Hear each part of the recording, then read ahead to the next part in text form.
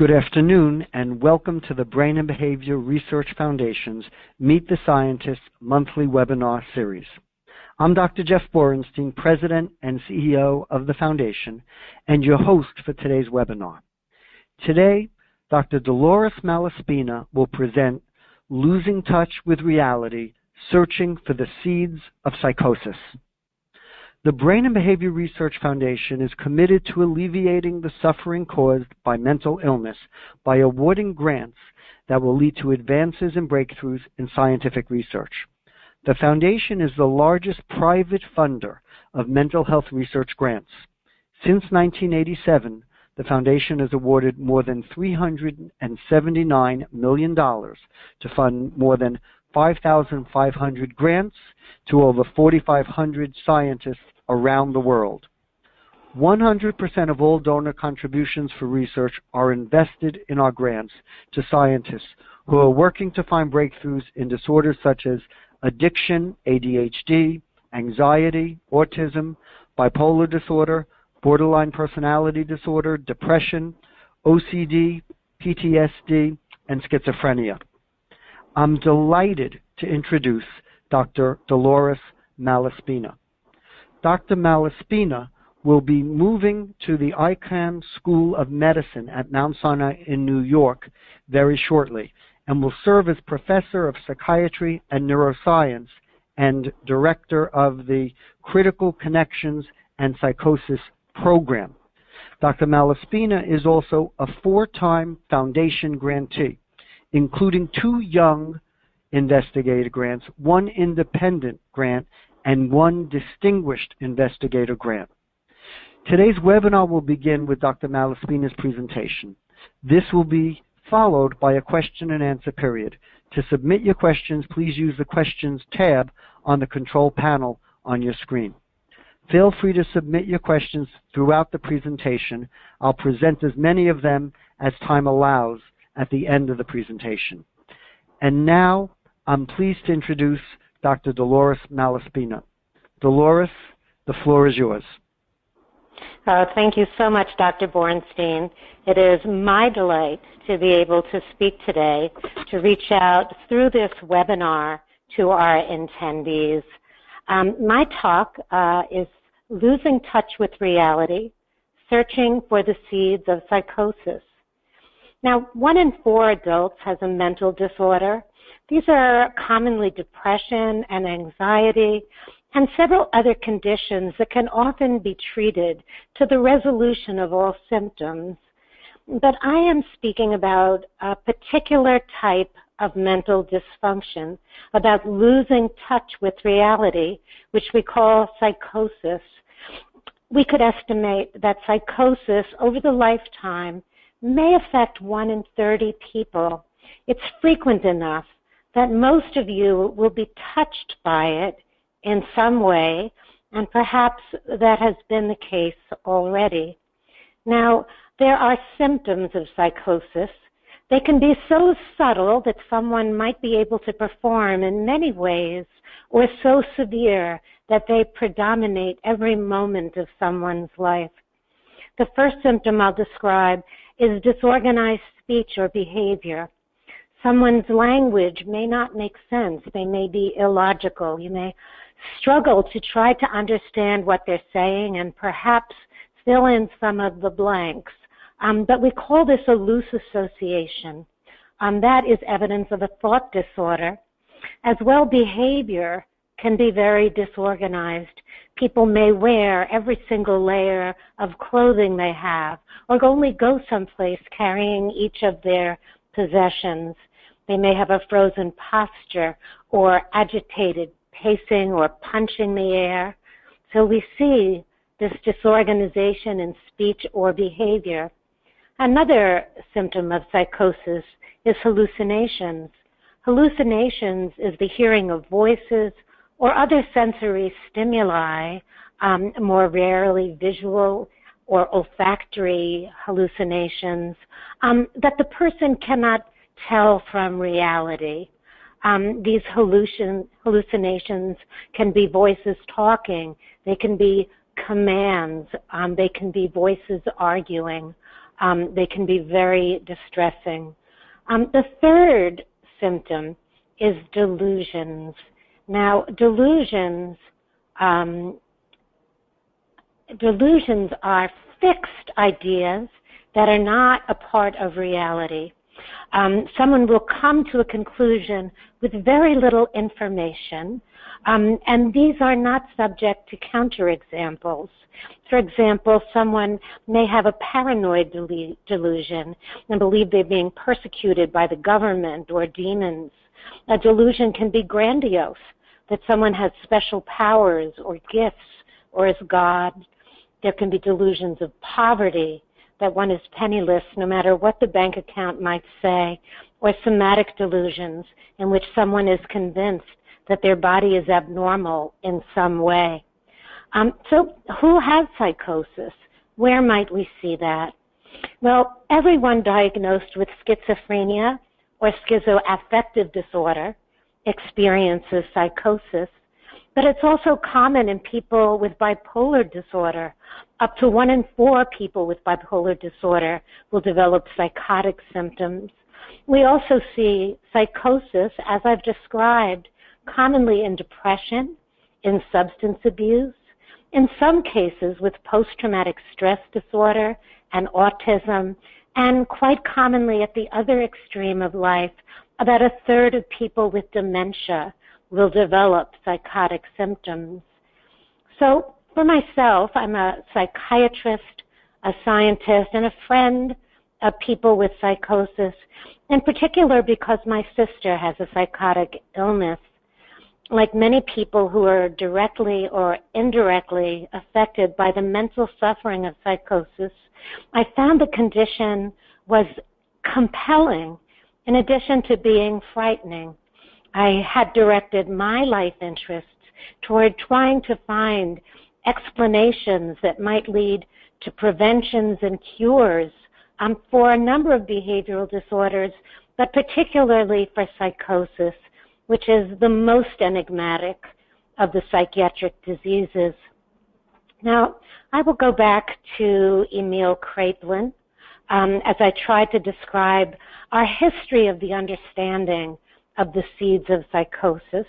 Now, Emil Kraepelin has been called the founder of modern scientific psychiatry. He observed dementia praecox, as he called schizophrenia, and really provided very accurate descriptions of a form of the disease that we see to this day.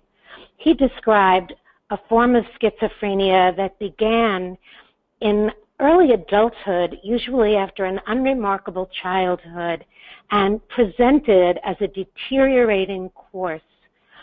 He called it dementia praecox, which means dementia of the young, to distinguish it from dementia of the old, which was being studied at the same time by his colleague. His colleague was Alzheimer, and as you know, Alzheimer is the dementia of the old, and it gained credibility as a disease because using the light microscope, Alzheimer could demonstrate that people with his disease had a characteristic brain abnormality. The other thing Kraepelin did was that he recognized that many of the relatives who came to see his patients seemed to have some taint of the disorder, and he was the first to propose that it was possibly a hereditary condition. This idea that psychosis could be inherited was Kraepelin's, and it led to the foundation of modern psychiatric genetics. 100 years ago, Rudin published a scientifically sound study of schizophrenia showing that it was indeed increased in the relatives of patients with dementia praecox, but he couldn't find a clear pattern, such as a dominant or recessive pattern. Soon after, Luxemburger confirmed that the association in the family was because of shared genes and not the family environment. He did this through a twin study. Imagine that over 100 years ago, these studies using modern diagnoses had been completed and confirmed the hereditary taint for psychosis that Kraepelin first described. Now, if we summarize many of these studies, what we see is a distribution in this graph of the risk for schizophrenia in the general population. That's the first bar, and it says 1%. Now, we know the actual incidence of schizophrenia isn't 1% everywhere around the world. There are local variations that might teach us a lot about the causes, but in general, we can say it's close to 1 out of 100 people. Now, as we go across, we're seeing more and more shared genes moving from cousins to grandchild to parents and siblings. And what you see is that the more genetic material shared between relatives, the higher the risk of someone if they're related to a person with schizophrenia. Now, probably this gets up to about a third based on the most modern studies for an identical twin, which means if your identical twin has schizophrenia, you have a 30 to 40% chance of getting it. Now, of course, there's 2 bits of information in this finding. The first is that, indeed, sharing genes with someone increases your risk. But the other is that genes can't be all of the story, because even sharing 100% of your genes, as we see in identical twins, doesn't convey disease to both of them.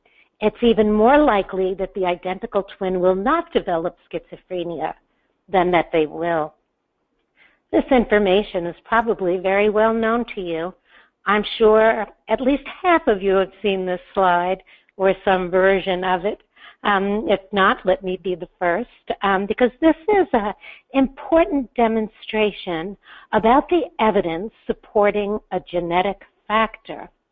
What most of you don't know, however, is that familial types of schizophrenia are actually pretty uncommon. Most people diagnosed with schizophrenia have no family history of the disease whatsoever. That means that schizophrenia, by and large, is a sporadic disease. It has not come to someone because of a family history. That's very, very important. And that was something that really augmented my research approach. My sister did not have a family history. And this idea had me thinking perhaps we might find some other bit of information about the disease.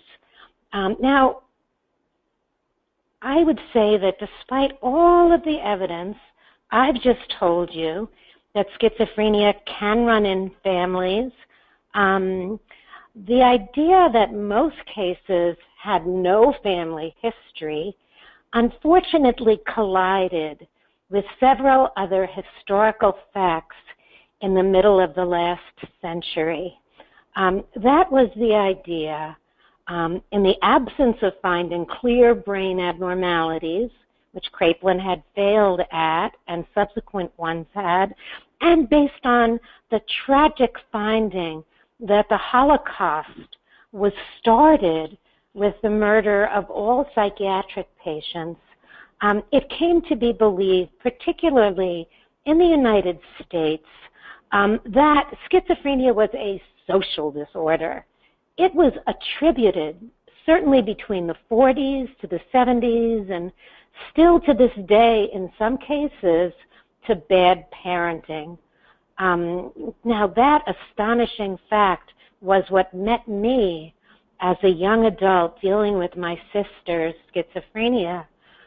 We were told at family sessions that the disease could be caused by a mother who was schizophrenogenic, was the phrase. They were looking for angry, aggressive, rejecting, domineering mothers, or passive, indifferent, or threatening fathers. These ideas came no less than from our own National Institute of Mental Health, this idea of parental rejection. What a tragedy this was for so many families, and to this very day, the idea that someone with schizophrenia has had a poor upbringing or been abused. Now, finally, this idea started to be overturned in the 1970s. One reason was because imaging studies could be conducted using the emerging CAT scan technology of the day, which showed that individuals with this disease had abnormal brains, larger fluid spaces, for example, in the ventricles of their brain, suggesting a loss of brain tissue. Up until that time, it was stated that patients were perfectly normal cognitively. But in the 1970s, Larry Seidman and others started doing neuropsychological studies, looking at subtle measures of cognition, and found that even in patients judged to be cognitively intact, there were subtle deficits. This meant for the first time that schizophrenia was in fact a brain disorder. So moving forward with the idea that schizophrenia is a brain disorder, well, let's bring back in the concept that most people have no family history. If most people have no family history and it's a genetic disease, the question is, where does the disease arise? Many people with schizophrenia do not have children at all, and overall, the reproductive fecundity of people with psychosis is reduced. So here is a genetic disease with people having fewer children that nonetheless has been remaining in the population. One possibility was that something goes wrong when the genes are transmitted between the parents and the offspring. This would be the idea of a mutation.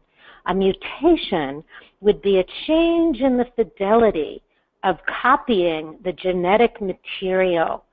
Now, like every good idea in psychiatry, of course, this is not a brand new idea.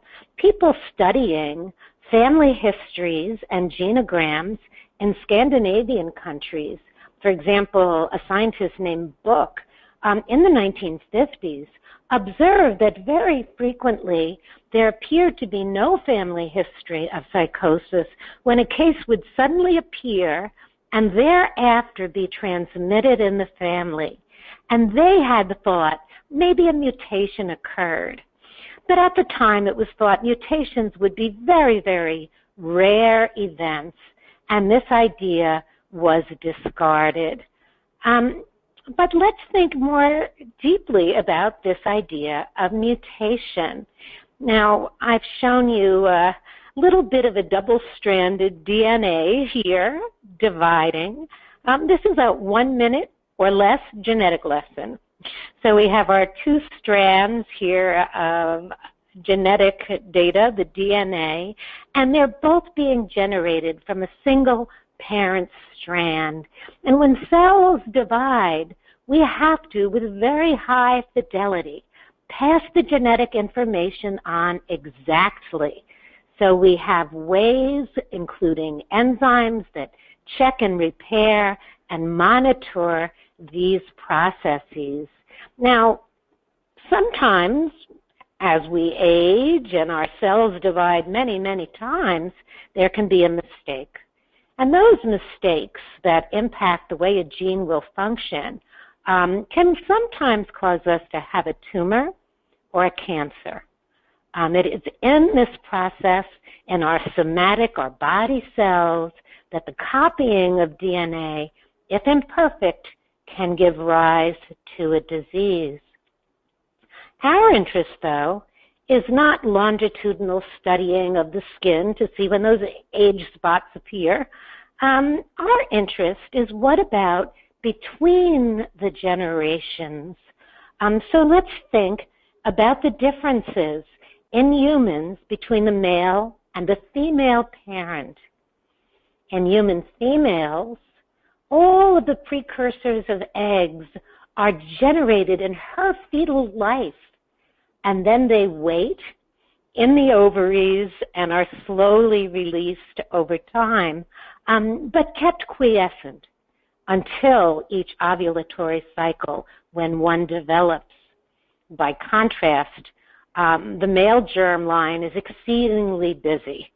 Beginning in puberty, cells start dividing, the future sperm cells of a man called spermatogonia, every 16 days. These cells divide and divide and divide. And with each cell division, there is a quantifiable, although tiny risk of one of these mistakes, one of these incorrect copying sequences of a DNA nucleotide. And the older a man is, the more of these cell divisions have occurred. So there have been at least 200 divisions in that male germ line producing sperm. By the time a man is 20, that these continue and continue and continue. We've had triple that number of cell divisions by the time a man is 40. Well, what can happen from a mistake during a cell division? As is true with the ones that give rise to tumors or cancers, sometimes the cell with the error starts dividing too quickly. That's shown by the purple dot, that first purple dot on this slide. This is a cartoon. And what you see, the blue arrow representing, is a hub for a clone of spermatogonia. And these start dividing at puberty. And at a certain point, the first purple dot is a cell with a mutation causing it to divide quickly. Now, as you look across the cartoon, across paternal age, you see that over time, those purple dots are a greater and greater and greater proportion of the cells that will make the future sperm. Now, some mutations can't function at all. Those cells would drop out. Other mutations may occur that don't affect how rapidly cells are dividing. But the ones that we're interested in are those that increase in proportion as men age. It has been shown that the vast majority, probably upwards of over 90%, of all new mutations in humans are arising in the father's germline, and that they appear in proportion to the age of the father. That's true in other mammals as well. Now, our next question was, what could the impact of this be for schizophrenia?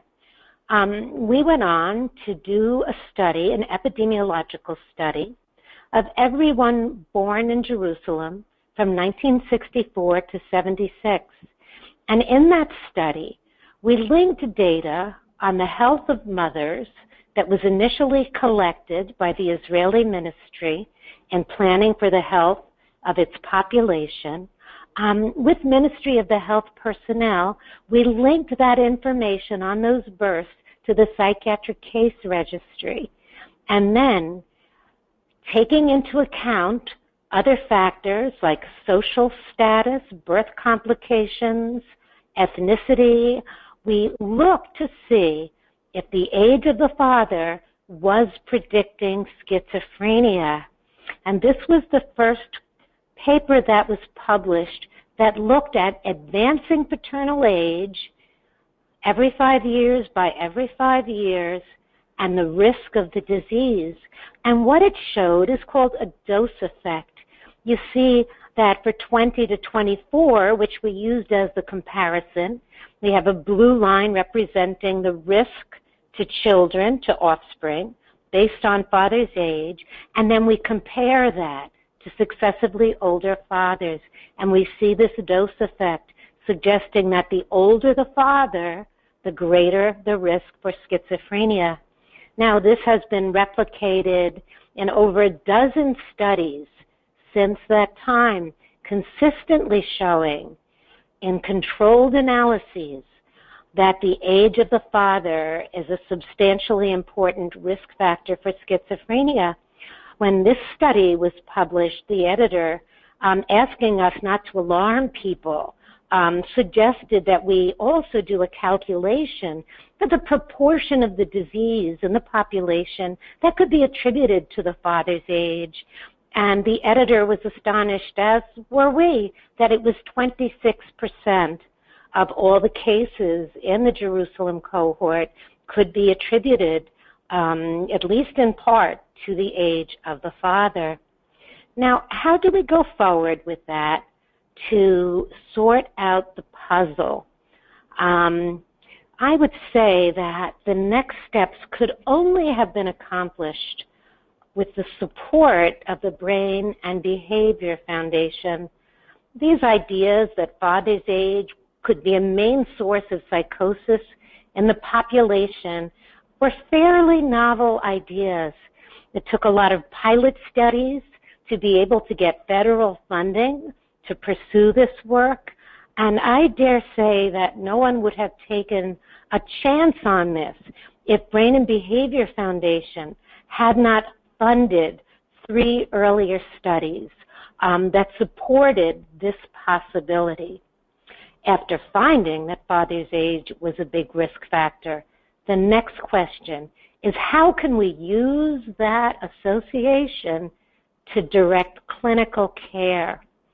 And our next approach was to find some of those genes that might mutate between healthy parents and a child that had schizophrenia.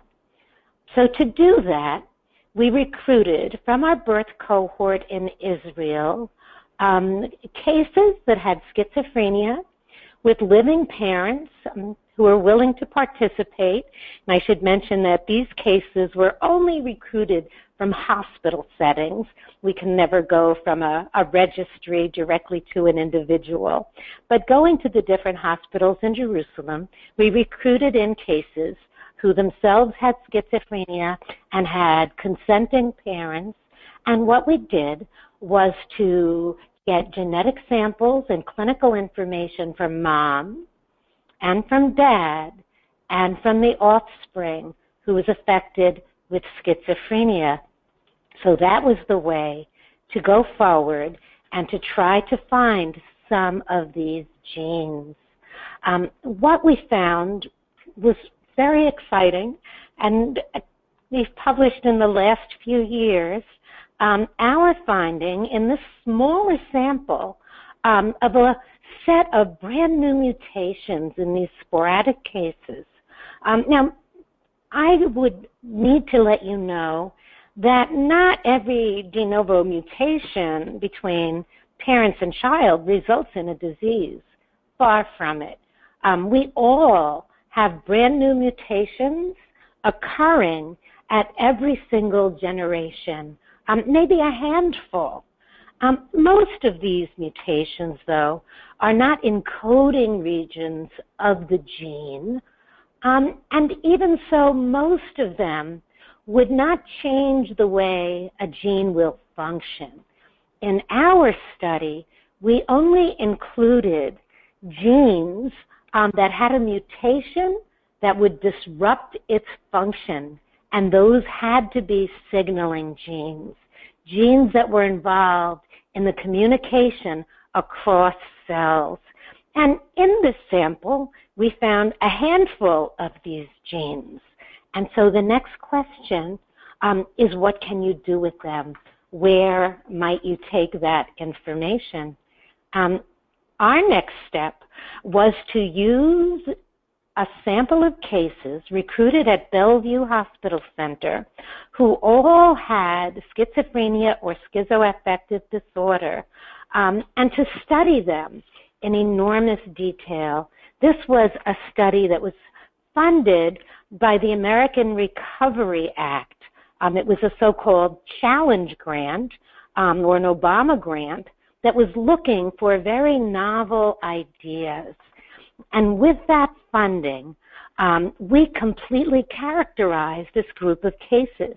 They underwent brain imaging and psychophysiology, life course assessments of their trauma and their symptoms and their injuries and their education and cognitive functioning. So these cases had been extremely well characterized.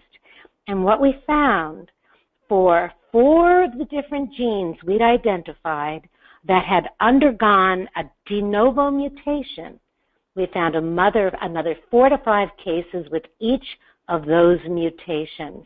One was in a zinc transporter that moves zinc from a vesicle in a cell to an NMDA glutamate receptor. We also found a protein that is a target of the immune abnormality in celiac disease. This would be another whole talk linking up inflammatory bowel diseases to psychosis. We found another gene called PTPRG, which was increased also in all other genetic studies, but we found the de novo variant from this factor. And finally, we found a scaffold protein that's used to build new neural networks on. Now, what's more interesting than those details, which you might not remember very long, is that the 4 or 5 cases who had one or the other of these different 4 genes were clinically very different. The ones with the zinc transporter had the most severe negative symptoms. None of them had gone to college or graduated high school on time. They had all widespread cognitive deficits. The group that had the bowel inflammation genes had slowed processing speed, childhood attention deficit disorder, and milder symptoms. The PTPRG, which is a tumor suppressor gene, in some models, those cases had a very specific working memory defect, and some were highly intelligent. And last, the group with the brain growth factor, and that's an ARMS molecule, the scaffold protein, these were a group of individuals who had functioned well until their early 20s in college and then developed a severe and deteriorating brain disease, perhaps one similar to the dementia praecox that Kraepelin had described.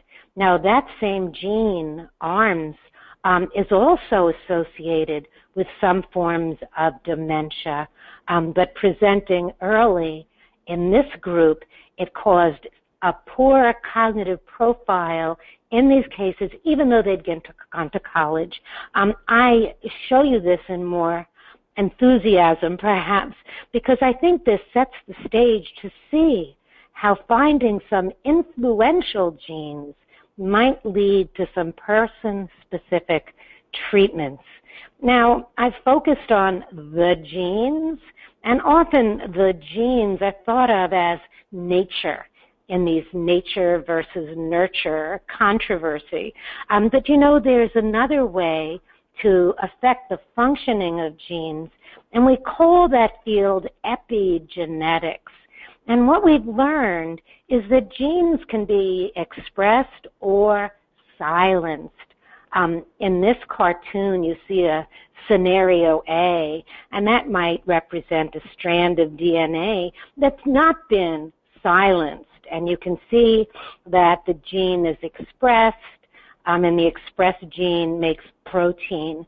But for scenario B, many frequently methyl groups or other components have been tied to the gene, or the gene is tightly coiled and no protein is made. That epigenetic modification also will control physiology and behavior.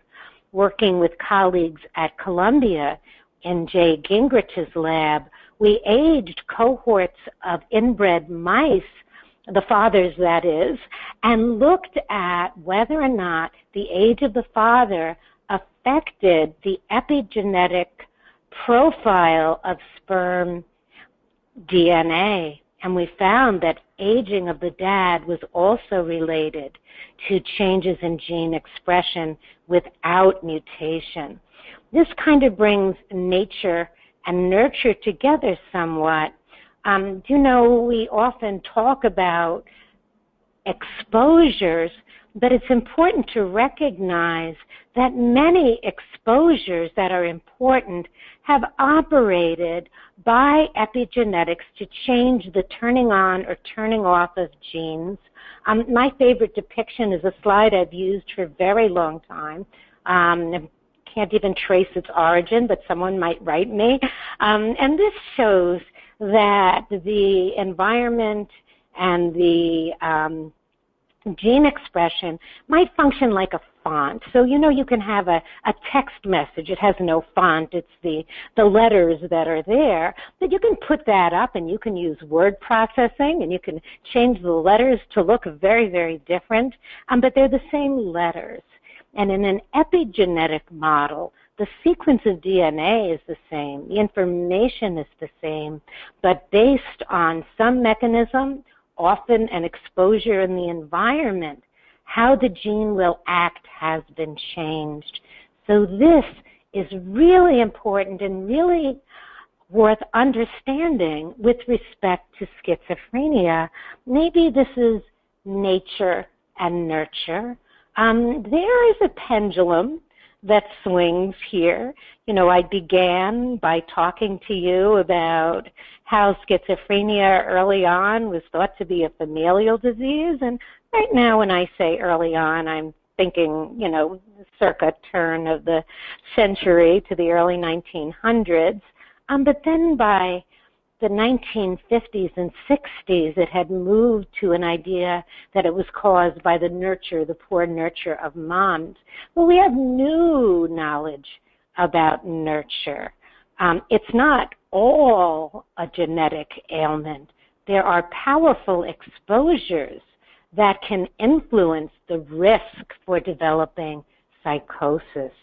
These include cannabis abuse, prenatal adversity, stress and trauma, particularly trauma and stress in very early childhood, but also traumatic brain injury, infections in early life, and we even see an increase in the risk for schizophrenia for those who are born in a city, for those born certain seasons of the year, and for the relatives of those who've migrated to a different country. So these effects of nurture are fairly well replicated, and certainly we can talk a little bit about nurture in our discussion as well. Places where nature and nurture really overlap is the exciting and emerging story of immunity and psychosis, how early events might increase the potential for inflammation and immune activation, the increase of autoimmune and inflammatory conditions among people with psychosis will involve immune genes that are carried in addition to infections and other exposures that interact with those genes. So we see nature and nurture is not quite parsing out our understanding of the disease. Now, I am moving, as was mentioned, and at that time we go through all of our books and papers and sort things out again. And in doing so, I found a set of volumes of books that I've had forever, given to me by our private practitioner when I was going off to medical school. And this is the Clinical Diagnoses of Internal Diseases. It is a book that I happened to go to the index and look up schizophrenia. Of course, it wasn't there in that way, but I did find dementia praecox and some schizophrenia, and a very, very elegantly written section. You can see it here on the slide. This was written by Llewellyn Barker He's someone who trained with Osler. He was a fairly amazing diagnostician, well regarded as a neurologist and someone who was expertly informed about all manner of diseases. He traveled and studied all around the world, particularly focusing on brain disorders. He also served on the Plague Commission for the U.S. government in the early 1900s. You should know, if Oster was the father of American medicine, well, then Barker was probably a favored son who did an equally an amazing job. He superseded Oster as the physician-in-chief of Johns Hopkins Hospital.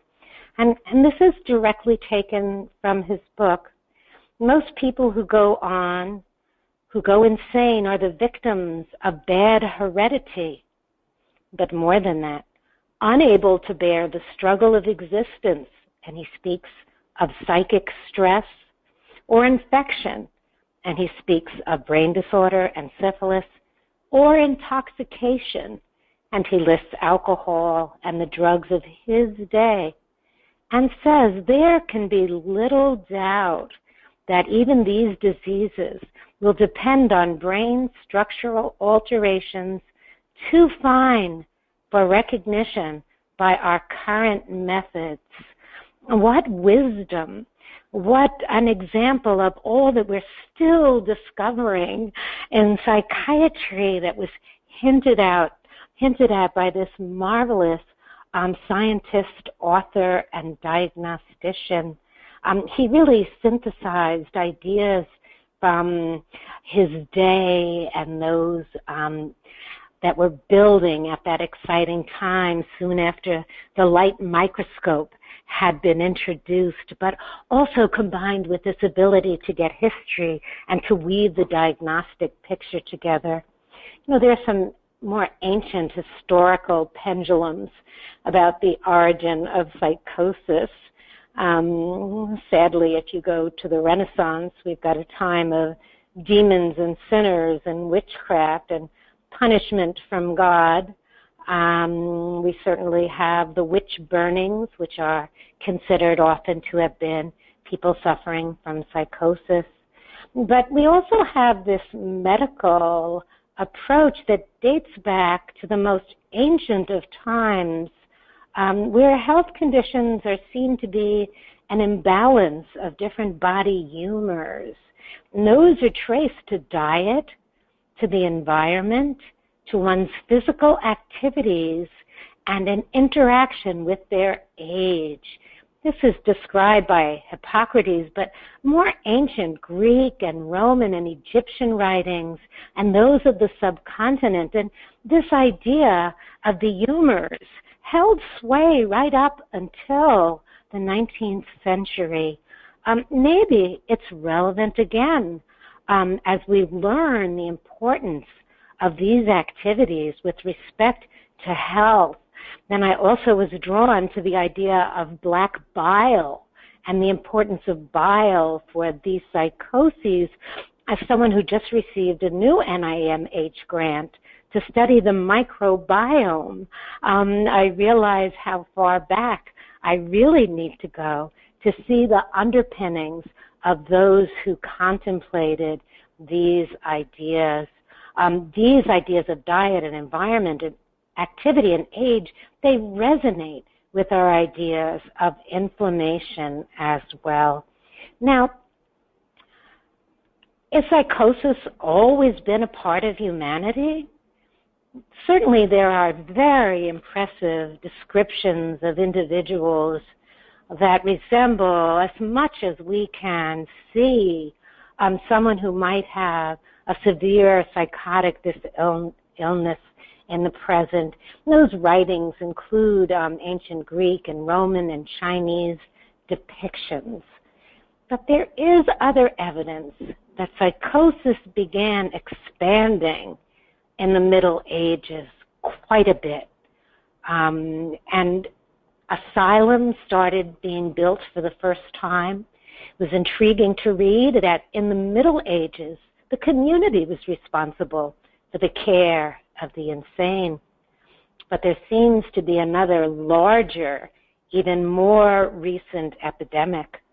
Irving Gottesman, in his wonderful book on the genesis of psychosis, he describes the burgeoning of the disease to its current levels beginning in the 1790s. Certainly that was around the time that the large state institutions began being built in the U.S. and elsewhere. Was it urban life? Was it breakdown of the family? Infections? Migrations? Well, if you've been listening to me for this time, you won't be surprised that I introduce for you another factor that may play a role in this newer increase in the prevalence of the psychoses. And this is evidence on life expectancy, and with that, reproductive potential. And we see that whereas females continue to live longer, we know that their reproductive life ends with menopause, but the average life expectancy of men started enormously increasing around the early 1800s. In the model of paternal age-related mutations, we have some that might be very aggressive and cause the cells to divide very quickly, as I've shown you. But we also know there's a risk of schizophrenia separate from the age of the father that can be attributed to the ages of the grandfather. So we have the possibility that over spermatogenesis at older ages of men, gene variants can be introduced into the population that can increase the risk for psychosis, and that these can be additive. And it is possible that those are the origins of the genes for psychosis, if the current rates that began could be ascribed to increasing life expectancy and reproductive age of fathers. Now, I find this just interesting to muse about, the idea that schizophrenia was going to be caused by bad mothering, as you've seen, was readily accepted in the 1940s, rapidly became entrenched in medical opinion and public opinion. Now, ideas to the contrary were richly developed for hundreds of years, but that idea was rapidly taken on. Many practitioners continue to believe when a child has psychosis that there was a family problem, something with the mother. A tragic, tragic, tragic assumption. Now, if we go from the psychology of moms to the biology of dads, which I've proposed, there is a very large resistance. The notion that the genetic seeds of psychosis arise in father's age and can travel across the generations remains a very difficult concept, even for many scientists. Well, let me move on to some of the conclusions from my talk today. One is that the gene variants for psychiatric illnesses are very common, but most psychiatric genes aren't specific for psychosis. I've introduced that it's the rare variants and the de novo mutations that characterize psychosis and arise with paternal age that might allow us to lift out some forms of psychosis for which we can find treatments. Now, also, the genes for psychosis commonly interact with environmental exposures, particularly those leading to stress or inflammation, as we've described. I would say I am hopeful. Those 4 different genes we talked about in that small sample of 48 cases, one of those was abnormal in a third of those cases. If we can find the genes that really influence a particular case, even if there's a common background of many, many genes perhaps we have an opportunity to find some treatments for person-specific variants of the psychoses. Well, all of that being said, let me turn this back over to Dr. Borenstein. Well, Dolores, I just want to say what an outstanding presentation.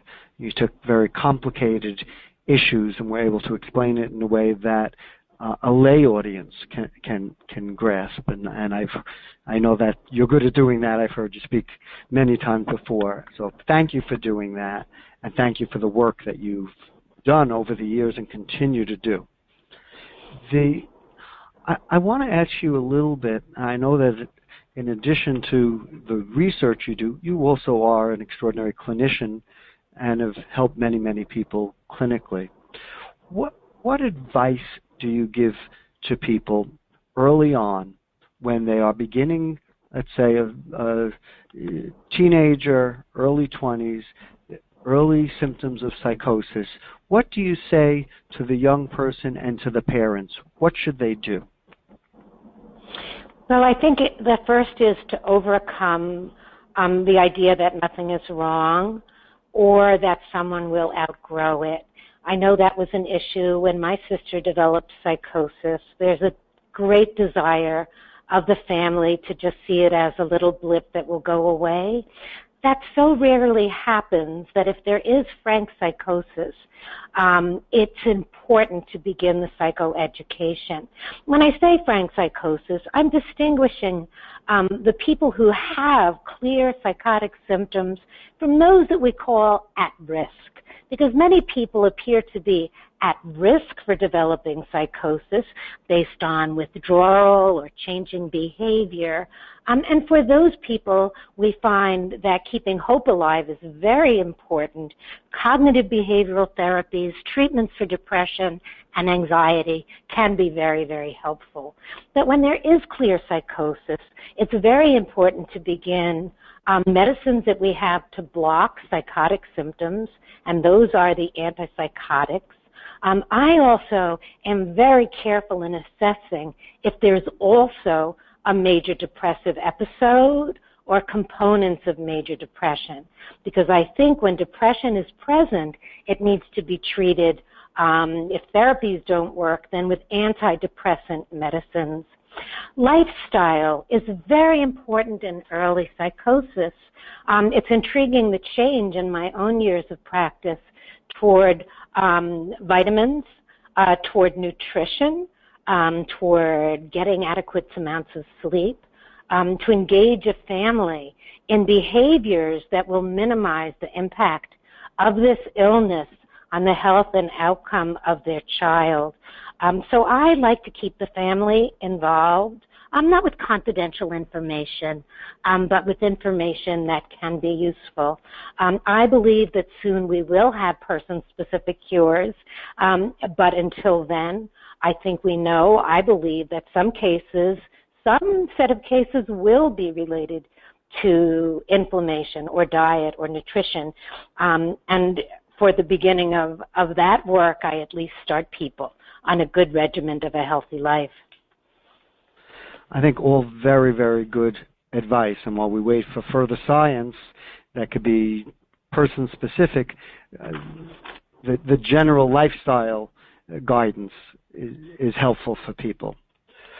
Yes, we've also seen that aerobic exercise, which people may not want to do in early illness, can possibly lead to greater recovery and to improvement of symptoms, Jeff. So yes, the same way we give that advice for all diseases, we deliver it to the young person with psychosis now. I want to ask you a little bit about the issue of inflammation, because that obviously has received more and more attention for psychosis and also for other psychiatric illnesses. Where do you think we're going in terms of what we're going to find with regards to inflammation? Yeah, so the idea of inflammation is an attempt of the body to deal with perceived threat. Now, certainly if we talked about the individual dealing with a perceived threat. We think of behaviors such as delusional behaviors or avoidance or anxiety, but the body also has a system for monitoring threat. And when the body perceives threat, based on earlier exposures and the genes, it develops this inflammatory response. Now, my own sister had a very severe autoimmune thyroid disease. At the same time, her psychosis appeared. And I thought of that as a red herring for many, many years. But now I do not think so. I think we will be learning how to identify which individuals are having inflammatory origins for their diseases and try to treat it. I mean, what is it about our modern life that gives rise to inflammation? These are crucial questions. The diseases that are appearing in excess now, including obesity and diabetes, those are conditions related to inflammation as well, Jeff. So maybe we're going to find some common underpinnings for many chronic diseases, and psychosis may be among them. When I say psychosis, I don't mean everyone with psychosis. I'm thinking that there will be person-specific subtypes, but many of these will be inflammation. In many ways, your findings about the zinc and the other specific genetic changes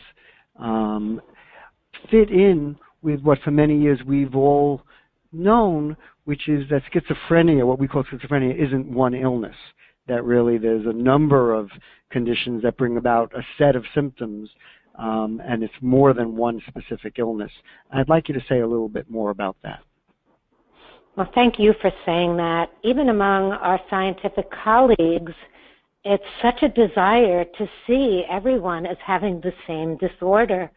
People rarely focus on the different underpinnings. We look at those symptoms of psychosis, plus or minus mood or negative symptoms, and we call it and treat it as if it were a singular disease.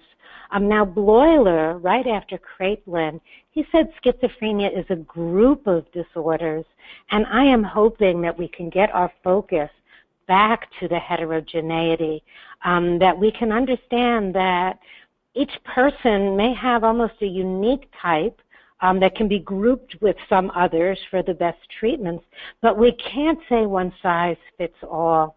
You know, the medicines we have are still focused on treating psychosis, and because patients continue to suffer, we're so anxious to get the next big new antipsychotic, but what we need is to understand more individual components of illness, whether it is a food allergy or a gut inflammation that pertains to some gene someone carries and those environments. That would be the sense of really understanding the differentness between patients that is still lacking, I would say, in our field. I think that's such an important point in all areas of medicine, in particular psychiatry, that each person is an individual with their own set of circumstances, and we as a field need to be sensitive to that and really work with each individual, with each family, to best meet their personal needs. Absolutely. Yeah. I want to again say, Dolores, thank you for an outstanding presentation, and thank you for all of the work that you've done and continue to do so that we can better understand and treat and ultimately develop cures for this condition. I also Jeff, I want to say thank you Yes, for NARSAD, now the Brain and Behavior Foundation, for myself and so many others who could not have launched their scientific work without your support. Well, thank you for saying that, and we are proud of you and so many others, and the opportunity to have had a part in bringing this forward. That's the passion of our donors and of our scientific council and all of our grantees, so thank you. I also want to thank everybody who has joined us for this webinar. All of the research we fund is made possible through private donations, so please consider making a contribution by visiting our website, bbrfoundation.org, or call 1-800-829-8289. The webinar has been recorded. If you've missed any portion of the presentation or would like to share it with a family member or friend, please visit the events and webinar page on our website. I hope you'll join us again next month when Dr. Connor Liston, Assistant Professor at the Brain and Mind Research Institute at Weill Cornell Medical College, will present a webinar entitled Finding and Fixing Broken Brain Circuits in Depression. This will take place on Tuesday, September 12th at 2 p.m. Eastern Time. Once again, thank you for joining us and enjoy the rest of your day. Take care.